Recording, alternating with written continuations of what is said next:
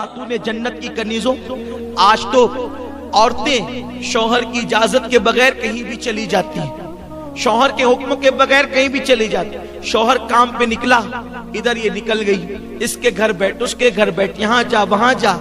याद रखें, अगर शौहर मना कर दे तो बीवी को ये हक नहीं कि वो अपने बाप के घर भी जाए, अपनी माँ के घर भी जाए, क्योंकि निकाह के बाद, शादी के बाद माँ बाप से बड़ा हक एक औरत पर उसके शौहर का होता है। आकाए करीम अलैहिस्सलाम फरमाते हैं कि अगर इस्लाम में अल्लाह के सिवा किसी को सजदा करने की इजाजत होती तो मैं औरतों को हुक्म देता कि वो अपने शौहर को सजदा करे, लेकिन चूंकि किसी को गैरुल्लाह को सजदा करने की इजाजत नहीं। यहाँ मुझे एक हदीस पाक याद आती है, खवातीन गौर से सुने।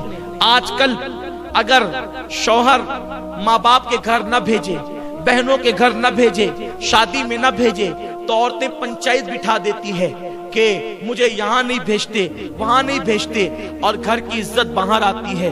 आइए दिल के कानों से इस हदीस पाक को सुने। एक सहाबी दौरे रसालत में अपने घर से निकलते हैं और घर से निकलते वक्त अपनी बीवी को कहते हैं, देखो जब तक मैं सफर से वापस ना आ जाऊं तुम घर से बाहर मत निकलना, हत्ता कि तुम अपने माँ बाप के घर भी मत जाना जब तक कि मैं ना आ जाऊं। लेकिन उनको ख्याल न रहा कि मेरे बाद पता नहीं क्या होगा, कैसे हालात होंगे। वो बोलकर तो चले गए, लेकिन मेरी बहनों सुनो तो सही, उनका घर कहाँ था? उनका घर ससुराल के ऊपर के हिस्से में था, यानी ऊपर के हिस्से में मियाँ बीवी रहते थे और नीचे के हिस्से में उस औरत के माँ बाप रहते थे। अल्लाह अकबर। शौहर ने कहा कि तुम मेरे आने बगैर, मेरे आए बगैर न माँ बाप के घर जाना, न किसी के घर जाना। शौहर चले गए। इत्तेफाक उनको पता नहीं रहा होगा कि मेरे जाने के बाद ऐसा हादसा भी हो सकता है। लोगों ने इत्तला दी बेटी को, देखो तुम्हारे अब्बा बीमार हो गए, इसलिए ऊपर से नीचे ही तो उतर के आना है। उसने कहा कि मेरे शौहर ने मना किया है कहीं जाने के लिए, इसलिए मैं नहीं जाऊंगी। अल्लाह अकबर। जब तबीयत ज्यादा खराब हुई, तबीयत ज्यादा सीरियस हुई, तो लोगों ने कहा ऐसा लगता है अब तुम्हारे बाप बचेंगे नहीं, उनका इंतकाल हो जाएगा, जरा आकर अपने बाप को देख तो लो, दो बातें तो आखिरी में कर लो। मेरी बहनों आप समझ सकती हो, जब बाप मरने वाला हो तो किस बेटी की तमन्ना नहीं कि वो अपने बाप से बात कर ले। मगर कल की औरतें शौहर की कितनी फर्मा बरदार हुआ करती थी, खावन की कितनी फर्मा बरदार हुआ करती थी। उस औरत ने कहा मैं पहले एक काम करती हूँ, जब तक मैं अल्लाह के रसूल से इजाजत न ले लूं, हुजूर जब तक इजाजत नहीं देंगे मैं अपने माँ बाप के घर नहीं जाऊंगी, क्योंकि मेरे शौहर ने मना किया है। अल्लाह अकबर। उसने एक शख्स को भेजा कि जाओ अल्लाह के महबूब से पूछो कि क्या मेरे शौहर ने मना किया है घर से बाहर निकलने के लिए, तो मैं घर से बाहर निकलकर अपने बाप की को देख सकती हूँ, बीमार बाप की इयादत कर सकती हूँ। आकाए करीम ने फरमाया तुम्हारे लिए बेहतर यह है कि तुम अपने शौहर की फर्मा बरदारी करो और अपने बाप को देखने न जाओ, तुम्हारे लिए अफजल अमल यही है। वो औरत रुक गई। कितनी सब्र वाली औरतें थी उस दौर की। मेरे प्यारे आका अलैहिस्सलाम की कनीजों, ऐसा नहीं है कि औरतें कुछ भी करे जन्नत में चली जाएगी।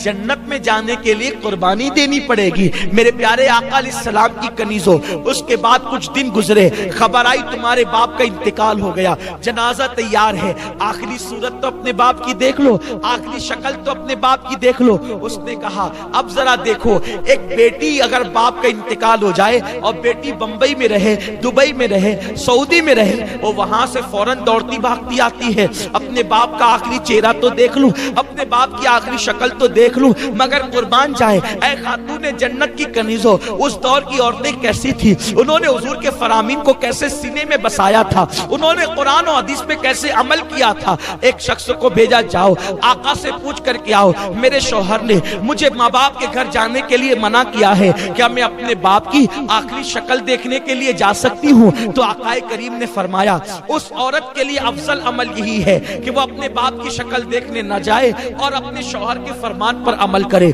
अल्लाह अकबर। वो खातून सब्र करके घर में बैठ गई। अल्लाह अल्लाह। लोग ले गए उसके बाप के जनाजे को और ले जाकर के दफन कर दिया। रात हुई, गमगीन थी, दुखड़ा था, तकलीफ थी कि मैं अपने बाप की आखिरी शक्ल भी देख न सकी, मगर शौहर से कोई शिकायत न थी, इसलिए कि वो औरत जानती थी कि मेरे शौहर को थोड़ी पता था تھا کہ وہ یہ کہہ کے جائیں گے اور میرے باپ کا انتقال ہو جائے گا۔ اللہ اکبر، وہ روتے روتے سو گئی۔ رات میں خواب کیا دیکھتی ہے کہ اس عورت کے والد جنتی تاج پہن کر اور جنتی لباس پہن کر جنت کے باغ میں ٹہل رہے ہیں۔ اس عورت نے پوچھا بابا اللہ نے یہ مقام آپ کو کیسے عطا کر دیا؟ تو اس شخص نے جواب دیا بیٹی تو نے اپنے شوہر کی فرما برداری کی، اللہ کو تیری یہ ادا اتنی پسند آئی، میرے اللہ نے کہا تیری بیٹی کے نیک عمل کے صدقے جب میں نے تجھے جنت عطا کر دی۔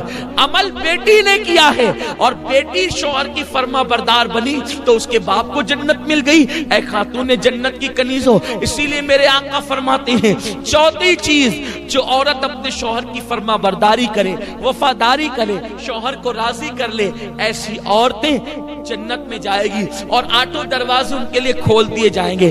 یہ نہیں شوہر غریب ہے تو بھاگ بھاگ کے آ جائیں، شوہر غریب ہے تو اس سے مطالبات کریں، شوہر غریب ہے تو اس پہ الزامات رکھ کے ماں باپ کے گھر بیٹھ جائیں۔ نہیں، ایسا نہیں ہونا چاہیے۔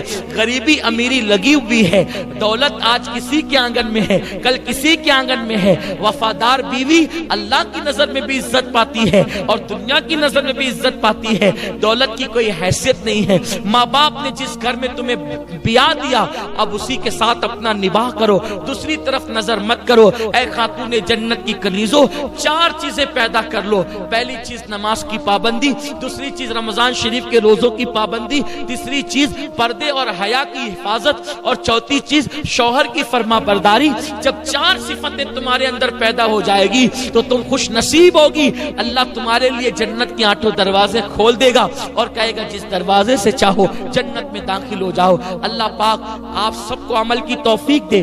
دوران گفتگو کوئی غلطی ہو تو اللہ معاف فرمائے۔ مجھے امید ہے آپ ان چار باتوں کو سیکھ کر جائیں گی اور آپ اس پر ضرور عمل کرے گی انشاءاللہ، اور وقت نکال کے نماز پڑھے گی انشاءاللہ، اور پردے کی پابندی کریں گی انشاءاللہ۔ مجھے امید ہے کہ آپ ان باتوں کو اپنے دل میں بسا کر دوسروں تک بھی